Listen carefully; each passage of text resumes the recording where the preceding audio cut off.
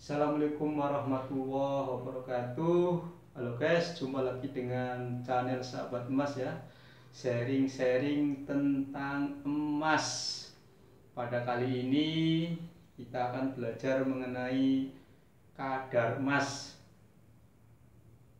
Mungkin teman-teman pernah datang ke toko emas ya, dan mencari emas. Ketika ditanya oleh penjualnya nyari yang kadarnya berapa. Nah, yang dimaksud kadar di sini adalah tingkat kemurnian emas.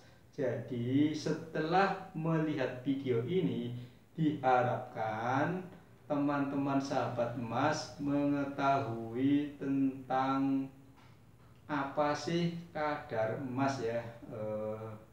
Kadar emas itu adalah tingkat kemurnian emas. Jadi satuan kadar emas dinyatakan dalam karat.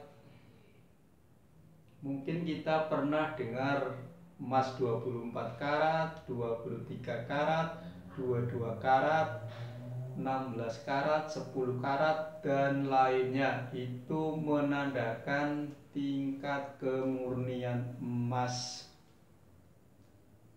Di samping satuan yang umum karat, emas juga dinyatakan dalam persen ya. Ada emas 85%,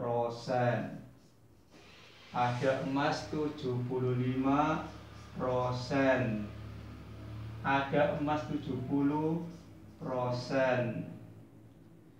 Jika emas dalam bentuk prosentase dikembalikan ke dalam bentuk karat, misalnya emas 75% dirubah ke dalam bentuk karat, berarti 75 dibagi 100 kali 24 sama dengan 18 karat. Di samping emas dalam bentuk persen, ada juga kadar yang dinyatakan dalam ribuan ya. Misalnya 750, misalnya ada cap di emas 700, ada lagi 420 ya, dan ada lagi 375 ya. Semakin tinggi, semakin besar tingkat kemurniannya.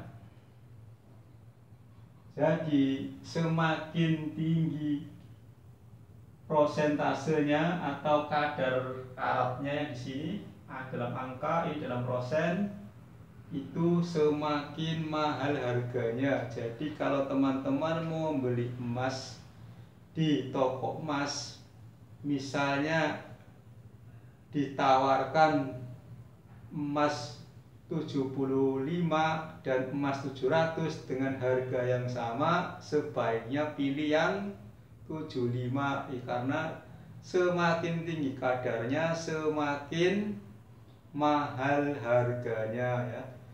Jadi setelah melihat video ini, diharapkan teman-teman sahabat emas sudah mengetahui tentang kadar emas ya. Kadar emas, saya ulangi bahwa kadar emas adalah tingkat kemurnian emas. Kalau emas 75%, berarti 75 bagian itu emasnya, 25 itu campurannya. Campuran bisa tembaga, bisa perak, bisa kuningan, bisa logam yang lain ya. Tetapi emasnya kalau 75% berarti emas murninya itu 75 bagian, dan sisanya adalah campurannya. Semakin tinggi prosentasenya atau semakin tinggi karatnya, harganya akan semakin mahal. Jadi apabila mau membeli emas, kalau uangnya ada ya sebaiknya yang tingkat kemurnian yang lebih tinggi, karena lebih prestis daripada yang kadarnya itu lebih rendah ya. Mungkin kalau ada pertanyaan bisa disampaikan di bagian komen di bawah ya. Dan apabila penjelasan ini bermanfaat, tolong di subscribe dan di share. Terima kasih atas perhatiannya.